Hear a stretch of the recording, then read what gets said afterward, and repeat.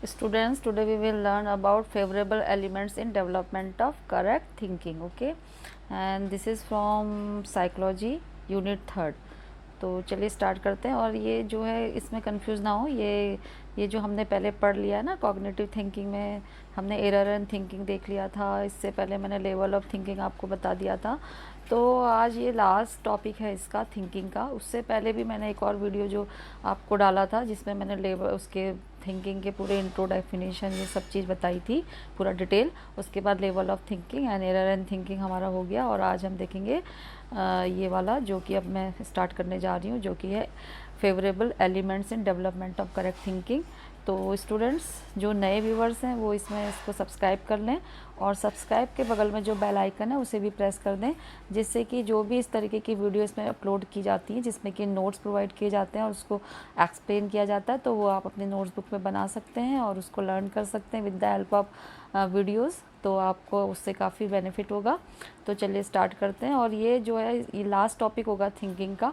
मैंने इसलिए डाला कि इन केस कभी कभी शॉर्ट नोट्स में केवल ये भी आ सकता है कि क्या मतलब वेरी शॉर्ट नोट्स में भी आ सकता है या शॉर्ट नोट्स में, तो favourable elements in development of correct thinking के लिए। तो मैंने कहा चलो इसको भी आपको, लास्ट टॉपिक है इसमें भी हम थोड़ा सा स्टडी कर लेते हैं, आपको ये भी वीडियो प्रोवाइड कर देती हूँ। तो चलिए स्टार्ट करते हैं।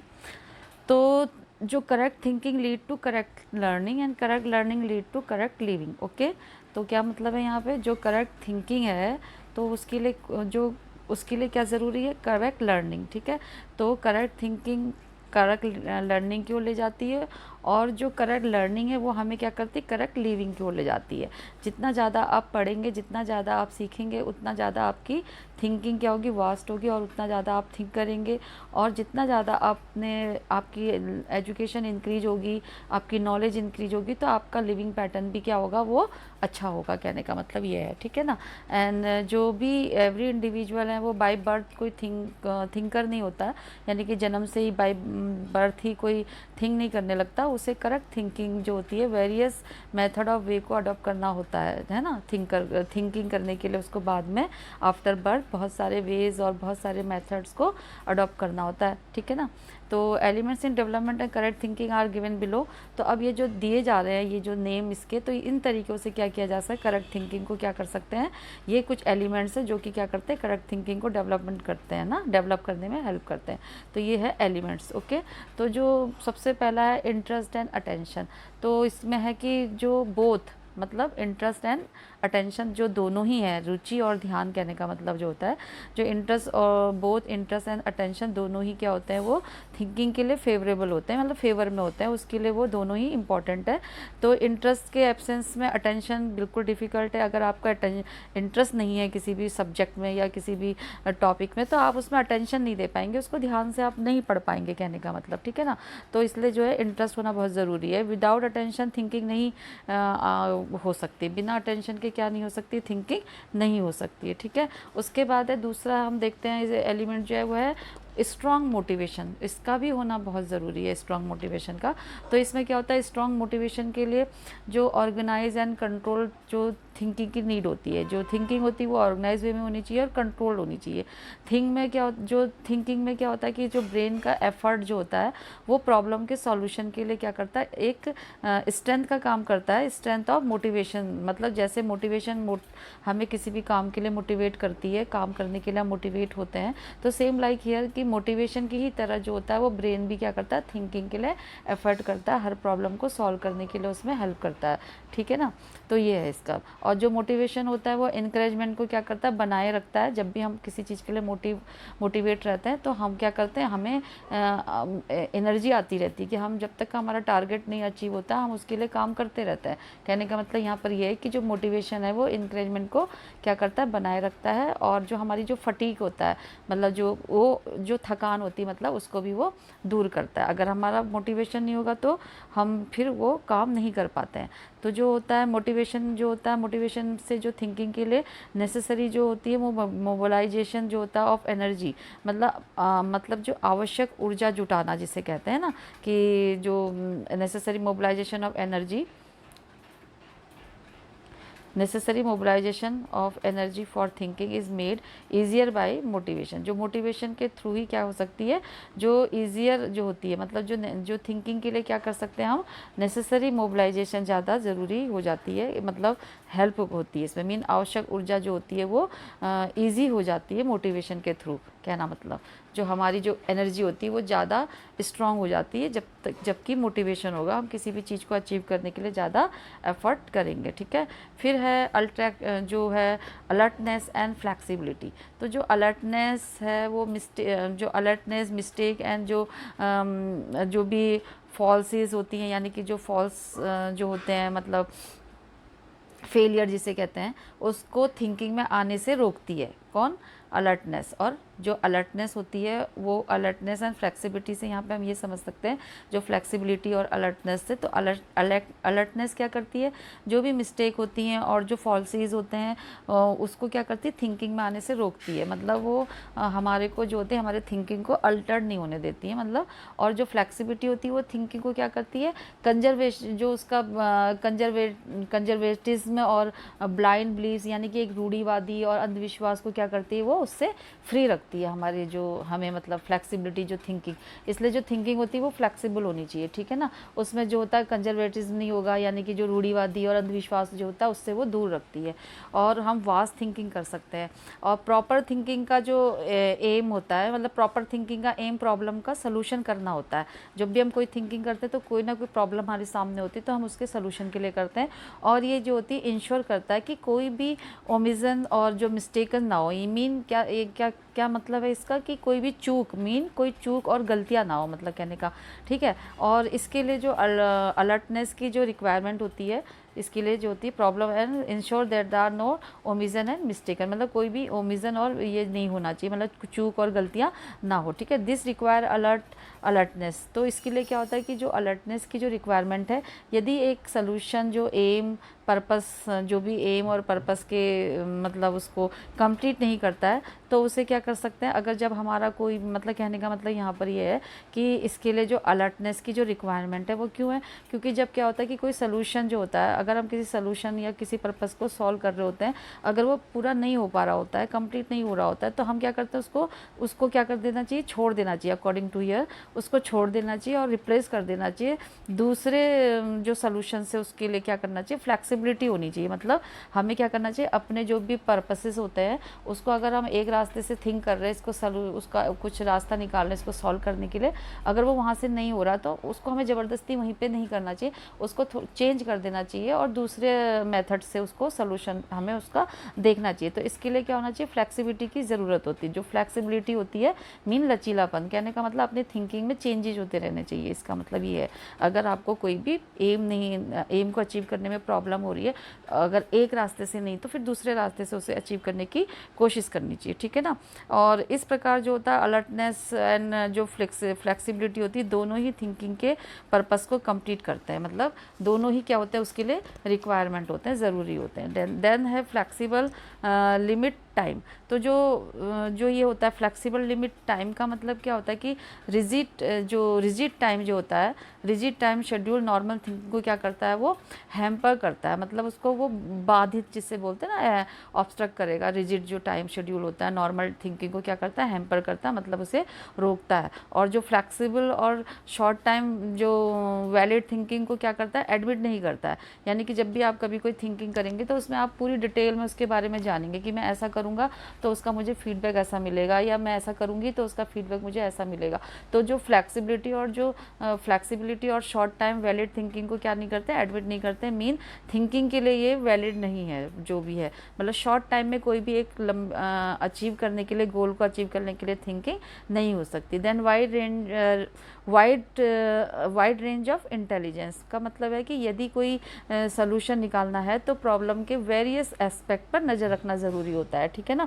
एक ही एस्पेक्ट को नहीं देखना होता है, उसके वेरियस एस्पेक्ट को देखना होता है, उसके हमको एडवांटेज डिसएडवांटेज सबको ध्यान में रखते हुए सोल्यूशन के जो प्रॉब्लम का जो सोल्यूशन है उसको देखने के लिए हमें ये सब कुछ देखना पड़ेगा। इसके लिए इंटेलिजेंस का जो डेवलपमेंट और मेच्योर होना बहुत ही ज़्यादा ज़रूरी होता है। तो हमारी जो इंटेलिजेंस, मैंने जैसे ही पहले ही बताया हमने कि इंटेलिजेंस और जो भी ये है, जितना ज़्यादा लर्न करेंगे उतनी ज़्यादा जो होगी हमारी इंटेलिजेंस इंक्रीज होगी और मेच्योर होगी। तो इन सब के लिए क्या है, उसका मेच्योर होना और इंटेलिजेंस को डेवलप करना ज़रूरी होता है, ठीक है ना। देन है adequate of the knowledge and experiences, ठीक है। तो इसमें क्या होता है, थिंकिंग चाहे कितनी भी सिंपल और कॉम्प्लेक्स क्यों ना हो, थिंकर के जो पास्ट एक्सपीरियंस यानी कि जो उसके प्रीवियस जो एक्सपीरियंस और नॉलेज में बेस्ड होती है, ठीक है। थिंकिंग चाहे कितनी भी सिंपल, आप कितनी भी सिंपल से सिंपल थिंकिंग कर रहे होंगे, तो जब तक कि वो उसके आपने परसेप्शन में देखा था कि जो भी आप परसीव करते हैं वो आपके नॉलेज के में बेस्ड होता है।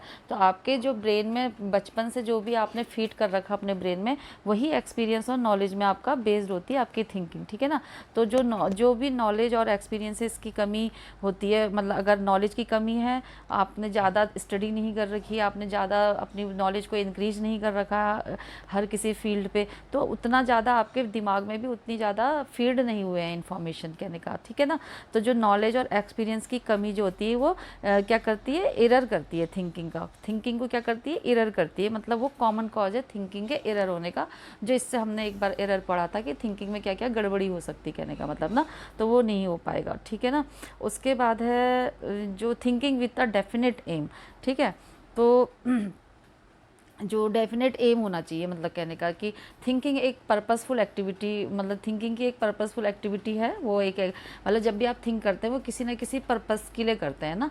जब भी, जैसे अगर आप अभी ये वीडियो देख रहे हैं तो आपका कोई पर्पस है कि मुझे इसके बारे में लर्न करना, सीखना है, अगर क्वेश्चन में आ गया तो मैं इसको पूरा कर पाऊँ, तो ये एक आपका पर्पस है। तो जो थिंकिंग होती है एक पर्पसफुल एक्टिविटी है। जब कोई पर्पसफुली एक्टिविटी डेफिनेट एम ना हो तो वो सही रास्ते पर आगे नहीं बढ़ सकता। कहने का मतलब जब भी हम थिंकिंग करते हैं, हमने देखा कि वीडियो मुझे क्या सर्च करना, आपने सोचने के बाद आपने सर्च किया कि मुझे वो वाला टॉपिक सर्च करना है जिसमें भी मुझे थोड़ी भी क्वेरीज हैं, तो वो आपने, इसका मतलब पहले आपने अपने दिमाग में अपने दिमाग में पहले आपने सोचा कि मुझे क्या थिंक करना, मतलब थिंक करा आपने कि मुझे क्या सर्च करना है।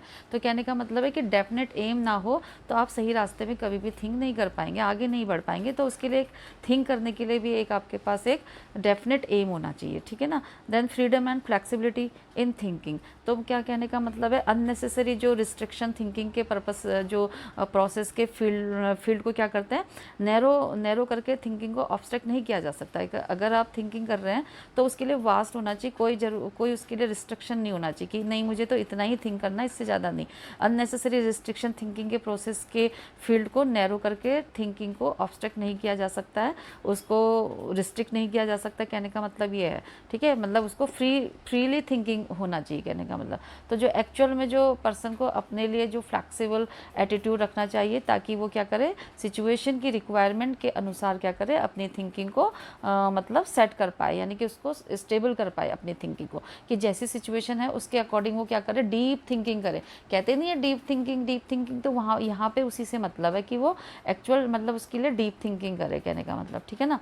तो यदि जैसे कि फॉर एग्जांपल अगर चिल्ड्रन को अपनी प्रॉब्लम, अगर चिल्ड्रन होते हैं, अपने बच्चे, उनको क्या करना चाहिए, हैबिचुअल मेथड जो होता है उनका सॉल्व करने की में उनको उनकी जो एबिल नहीं होते हैं, यदि चिल्ड्रन जो होती है अपनी प्रॉब्लम को हैबिचुअल मेथड यानी कि जो उनकी हैबिट होती है उसके थ्रू सॉल्व करने में एबल नहीं होते, तो उन्हें क्या करना चाहिए, थिंकिंग की न्यू डायरेक्शन लेने के लिए उनको फ्रीडम देनी चाहिए। जैसे बच्चे होते हैं ना, कोई चीज़ के लिए उन्हें नहीं आ पा रहा है कोई चीज़, तो बोलना चाहिए, उनको क्या करना चाहिए, गाइड करना चाहिए कि इस रास्ते से नहीं हो पा रहा है तो आप इधर से इस वाले रास्ते से उसको सॉल्व कर सकते हैं, ठीक है ना। तो इस तरीके से आप उनको बता सकते हैं। तो ये कहने का मतलब है इसमें, ठीक है। देन ये बच्चों का अब ये हो गया। उसके बाद है इंक्यूबेशन में क्या है, जब कोई लगातार कोई जो when one fail in solving जो a problem in spite of constant and gruelling work, it is suitable to lay side the problem for some time. Mean जब कोई लगातार और कठिन मेहनत के बावजूद भी किसी प्रॉब्लम को सॉल्व करने में फेल हो जाता है, तो तो प्रॉब्लम को कुछ समय के लिए क्या कर देना चाहिए, प्रॉब्लम से उसको मतलब उसको क्या करना चाहिए, प्रॉब्लम को कुछ समय के लिए अलग कर देना चाहिए, अलग रखना चाहिए और थोड़ी देर के लिए क्या करना चाहिए, रेस्ट करना चाहिए। यानी कि जब कोई प्रॉब्लम उसको क्या हो रहा है कि जब कोई फेल हो जा रहा है बार बार, प्रॉब्लम को जो भी प्रॉब्लम आ रही है इस प्रॉब्लम को सॉल्व करने में क्या हो रहा है, वो फेल हो रहा है, तो उसमें क्या करना चाहिए, उसको उसमें फिर उसको थोड़ी देर के लिए क्या कर देना चाहिए, प्रॉब्लम सॉल्व करने में अगर फेल हो जाता है तो प्रॉब्लम को कुछ समय के लिए उसको अलग रखना और थोड़ी देर के लिए रेस्ट करना चाहिए, यानी कि अपने को डाइवर्ट कर लेना चाहिए माइंड को, या किसी अदर एक्टिविटी में क्या हो जाना चाहिए, इंगेज हो जाना चाहिए। तो वो ज़्यादा बेटर रहेगा इन कंपैरिजन टू कि मतलब उस पर कंटिन्यूसली कांस्टेंट करता रहेगा तो वो टायर्डनेस होगी और प्रॉब्लम भी सॉर्ट नहीं हो पाएगी, क्योंकि ये उसके लिए थोड़ा उसको रेस्ट की ज़रूरत पड़ेगी। और इस पीरियड में फिर क्या होता है, जब वो रेस्ट में होता है तो उस समय क्या होगा, during this period the unconscious mind start working on the problem. तो उस समय क्या होगा, इस पीरियड में जो अनकॉन्शियस माइंड होता है वो काम करना स्टार्ट कर देता है। जिस समय रेस्टिंग का पीरियड होगा तो हमारा जो अनकॉन्शियस माइंड में जो भी इंफॉर्मेशन जो रहती हैं वो अपना काम करना स्टार्ट कर देती हैं, ठीक है। और एक सोल्यूशन हमारे अनकॉन्शियस माइंड के एफर्ट से क्या हो जाता है, डेवलप हो जाता है। मीन वो कोई ना कोई सोल्यूशन ऐसा निकाल देती हैं जो हमारा अनकॉन्शियस माइंड में फीड रहता है, ऑलरेडी आपने साइकोलॉजी में पढ़ा है, ठीक है ना। Intelligence and wisdom, intelligence and wisdom का मतलब क्या है कि यह है इंटेलिजेंस का लेवल है जो कि हमारे थिंकिंग की एबिलिटी को जो डिटरमाइन करने में हेल्प करता है, मतलब उसको पहचानने में। क्या ये जो होता है ना इंटेलिजेंट का जो ये लेवल है, उसमें क्या होता है, हमारी थिंकिंग की एबिलिटी को डिटरमाइन, मतलब थिंकिंग की एबिलिटी को डिटरमाइन करती है यहाँ पे। और जो ये इंटेलिजेंस, और क्या होता है कि जो भी सुपीरियर इंटेलिजेंस वाले जो चिल्ड्रन आपने देखे होंगे वो क्या करते हैं, क्विकली और शार्पली थिंक करने में एबल होते हैं। जैसे ही कोई प्रॉब्लम आती है तो जो सुपीरियर इंटेलिजेंस होते हैं, ये इंटेलिजेंस वाले मैं अभी इसके बाद अपलोड करूँगी जिसमें आपको आपको बताऊँगी कि इंटेलिजेंसी कैसे निकलती, कितने लेवल से कितने लेवल तक का सुपीरियर और इंटेलिजेंट होते हैं, कितने से कितने लेवल तक का, मतलब उनका पूरा मैं आपको इसके आगे वाली स्लाइड में बताऊँगी। तो क्या होता है कि जो सुपीरियर इंटेलिजेंस वाले जो चिल्ड्रन होते हैं वो क्विकली शार्पली किसी भी थिंक करने में, किसी भी चीज़ के लिए एबल होते हैं, वो फटाक से उसको आंसर बता देंगे, कर देंगे, मतलब, ठीक है ना। और जो विजडम प्रॉब्लम के लिए जो प्रॉब्लम के बारे में थिंक करने में और इनसाइड में हेल्प करती है। तो यहाँ पर ये भी है ना विजडम। तो विजडम क्या करती है, विजडम हमारे जो प्रॉब्लम के बारे में और थिंक करने में हेल्प करती है, हमारे इनसाइड में हेल्प करती है, मतलब खुद को हमको पहचानने में हेल्प करती है। और ये जो होती है proper care should be taken to use intelligence, मतलब थिंकिंग के जो प्रोसेस को जो कैरी करने के लिए जो भी मतलब दूसरा पूरा करने के लिए इंटेलिजेंस क्या करती है, intelligence wisdom and other simple और जो कॉग्निटिव एबिलिटीज़ का यूज़ करने के लिए प्रॉपर केयर की ज़रूरत होती है, यानी कि प्रॉपर केयर करना चाहिए, ठीक है ना। इसमें ये बोला गया कि थिंकिंग के जो प्रोसेस है उसको कैरी करने के लिए, यानी कि उसको आगे बढ़ाने के लिए, उसको कंप्लीट करने के लिए क्या करना चाहिए, पूरा करने के लिए इंटेलिजेंस, विजडम और जो अदर जो सिंपलर जो वो होते हैं कॉग्निटिव एबिलिटीज़ का यूज़ करने के लिए क्या करना चाहिए, प्रॉपर केयर की ज़रूरत होती है। प्रॉपर केयर का मतलब है कि अपनी जो इंटेलिजेंसी है उसको इंक्रीज करते रहना होता है ना। तो ये हो गया। उसके बाद है proper development of concept and language, ठीक है। Proper development of concept and language का मतलब है कि कॉन्सेप्ट और जो सिंबल, साइन, वर्ड, लैंग्वेज क्या होते हैं, ये एक इंस्ट्रूमेंट होते हैं थिंकिंग। ये आप देख पा रहे हैं, concept, symbol, sign, word and languages are the instrument of thought जो होते हैं हमारे जो थिंकिंग प्रोसेस होते हैं उसके ये सारे क्या होते हैं, एक टूल होते हैं, मतलब एक इंस्ट्रूमेंट होते हैं, ठीक है। इसलिए जो थिंकिंग प्रोसेस में जो वर्ड और लैंग्वेज जो होती हैं, लैंग्वेज के अलावा जो होते हैं वेरियस सिंबल और साइन का यूज़ करके भी मतलब यूज़ करके सही कॉन्सेप्ट और जो लिंग्विस्टिक एबिलिटी होती है, लिंग्विस्टिक एबिलिटी का मतलब हो गया लैंग्वेज से परिभाषित जिसे बोलते हैं ना, जैसे कि भाषा क्षमता जिसे बोलते हैं ना, कि अवधारणाएं और भाषा, मतलब कि ये जो लिंग्विस्टिक है और जो ये कॉन्सेप्ट्स है, ठीक है। तो क्या होता है कि जो इसलिए बोलते हैं कि जो थिंकिंग प्रोसेस में जो वर्ड लैंग्वेज के अलावा वेरियस सिंबल और जो साइन का यूज़ करके सही कॉन्सेप्ट को लिंग्विस्टिक एबिलिटी, मतलब कि वही अवधारणाएं और भाषाई जो क्षमता होती है, लिंग्विस्टिक एबिलिटी को डेवलप करने के लिए क्या किया जाता है, प्रॉपर केयर की जानी चाहिए इसके लिए, ये इसमें बोला गया है। Then adequacy of reasoning process. Adequacy of reasoning process का मतलब है कि जो लॉजिक और करेक्ट रीजनिंग की जो साइंस होती है, जो लॉजिक होता है, लॉजिकल जो होती है, यानी कि ये जो लॉजिक है, लॉजिक का मतलब रियल हो गया ना, कि जो लॉजिक है वो क्या होती है, logic is the science of correct reasoning, यानी कि जो लॉजिक होती है वो करेक्ट रीजनिंग की एक साइंस होती है, which help to thinking correctly, जो कि हमारे जो थिंक को करेक्ट करने में, करेक्ट थिंकिंग के लिए हमको क्या करती है, हेल्प करती है, ठीक है ना, जो लॉजिक होती है। तो ये हो गया इसमें। और इसलिए क्या करना चाहिए, इसे अपने बच्चों में लॉजिकल रीजनिंग की हैबिट डालनी चाहिए। तो ये तो बच्चों की वैसे ही डालो मत डालो, उनकी तो वैसे ही लॉजिकल रीजनिंग की हैबिट होती है कि इसमें क्या होगा, ये क्यों निकल रहा है, पानी कहाँ से आ रहा है, अगर हम इसे इससे इधर घुमाएंगे तब क्यों आता है पानी, उधर घुमाएंगे तो क्यों नहीं आता है। तो वो उनकी काफ़ी, पानी कहाँ से निकल रहा है, ये ऊपर से बारिश कैसे हो रही है, वो 10 तरीके के क्वेश्चन पूछते हैं। तो उनमें कोई ना कोई लॉजिक तो होता है, तभी वो उसके आंसर उनको देने पड़ते हैं। Control over emotion. Control over emotion का मतलब है कि जो इमोशनल सिचुएशन में पर्सन अपने माइंड का क्या करना, बैलेंस को लॉस कर देते हैं। जब इमोशनल सिचुएशन होती है तो जो इंडिविजुअल होते हैं अपने माइंड का जो बैलेंस होता है, यानी कि जो उनका एक बैलेंस बना के रखते हैं जो अपने माइंड में, वो उसको क्या कर देते हैं, वो खो देते हैं। मीन जो भावनाओं का, भावनात्मक जो स्थितियों में व्यक्ति क्या करता है, अपने दिमाग का जो संतुलन जिसे बोलते हैं ना, जो बैलेंस का मतलब संतुलन, उसको क्या कर देते हैं, खो देते हैं। तो अपने इमोशंस को और अपनी भावनाओं को, जिसे जैसे बोलते हैं ना, उसको जो होता है, और जो प्रेडिक्शन होता है, उस पर क्या करना चाहिए, कंट्रोल करने के लिए खुद को ट्रेन करना ज़रूरी होता है, ठीक है ना। और करेक्ट थिंकिंग के लिए सभी ऑब्स्ट्रक्शन को एलिमिनेट करने की आवश्यकता होती है। तो यहाँ पर ये बताया गया है कि जो भी आप करेक्ट थिंकिंग करते हैं उसके लिए क्या होता है, उनको करेक्ट थिंकिंग के लिए जो होती है, require element of all such जो भी ऑब्स्ट्रक्टिंग जो फैक्टर्स होते हैं उसकी ज़रूरत होती है। कहने का मतलब है जो ऑब्स्ट्रक्टिंग होते हैं, ऑब्स्ट्रक्टिंग फैक्टर मतलब उनको निकालने की ज़रूरत होती है। कहने का मतलब जो करेक्ट थिंकिंग करना है तो जितने भी ये रुकावटें हैं उनको क्या करना होता है, दूर करने की ज़रूरत होती है, ठीक है। जो भी ऑब्स्ट्रक्ट कर रहे हैं, मतलब रोक रहे हैं हमारी थिंकिंग को करने से, ठीक है ना। तो यहाँ पर ये वाला टॉपिक भी कंप्लीट हो गया बच्चों। तो thank you and goodbye, take care, do like, share, comment and subscribe. अब हम आगे का इंटेलिजेंस इसमें मैं आपको अपलोड कर दूँगी। तो चलिए, okay, goodbye, take care.